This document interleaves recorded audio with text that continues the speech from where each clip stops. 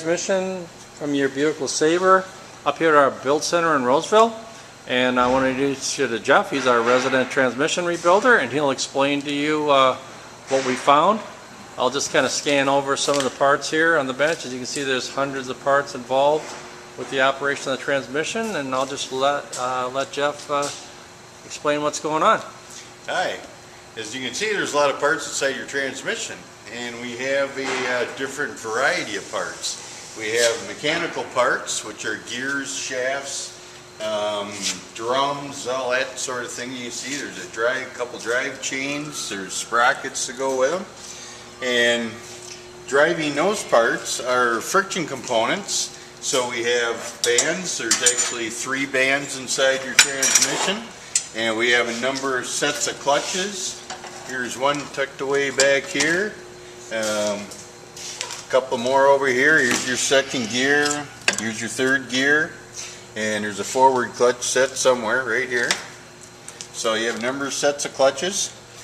And those clutches and the bands and all the gears and shafts and everything are lubricated by a hydraulic system. So we have a variable displacement vane type pump that's inside this housing. So I turn it, you can actually see the vanes spinning in the slots here. One side picks up oil, the other side kicks the oil out. Sends that pressurized oil over to the valve body here. This is kind of the hydraulic computer. And there's valves that stroke back and forth in bores inside here and redirects fluid through the different slots, which then as the separator plate sits on top, it goes through different size orifices to the different locations of different clutches and gears and stuff. We also have electronic components. So this transmission is pretty much run by a computer. So we have a number of solenoids. We have 2 shift solenoids. We have a pressure control solenoid, a torque converter clutch solenoid. So got a lot of stuff going on. Most of the reason you're here, we had a couple of shift solenoid malfunctions, and we've also got some, probably because of the splines wearing out on the 4th shaft here, the superfine metal particles that come off that.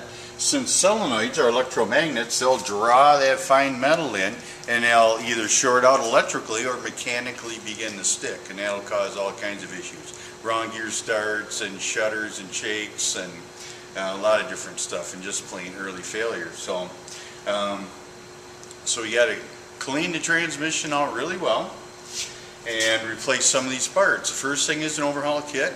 Overall kit has all the gaskets and seals that we need to reassemble your transmission. It also has all the friction components that we need as far as clutches. The bands are separate, but all your bands are in great condition, so I feel good reusing those. This being the 4th shaft, you saw those splines. That needs to get replaced, and that's replaced with an updated part with heat-treated splines at this location, so that's no longer an issue. We've got some planetary wear. There's little thin washers in here in between the gears and the housing, and if you can see the thickness of the washer there, this side is much thinner. So what I do is knock this apart and put new washers in there and rebuild all 4 of the different gears. This will be practically 0 when I'm done. And the other planetary, I put a new bearing inside of it. I put all new bearings in this transmission because of the year. There was some defective ones at the time. New bearing kit, a systems correction kit, increases pressure, brings it back to stock, well actually a little overstock to help the clutches grab. New bushings, complete new bushing kit in the whole transmission. And of course we need to replace the torque converter, the fluid coupler between engine and transmission. This gets replaced with a remanufactured unit. It's been all cleaned out. The clutch has been fixed and repaired. New thrust bearings in there also. Then as far as the solenoids go, since we've got an electrical issue going on, replace all 4 2-shift and 2 pressure control solenoids. Get those fixed up. And other than that, that should take care of all your problems. It'll actually work nicer than new when you get it back. So.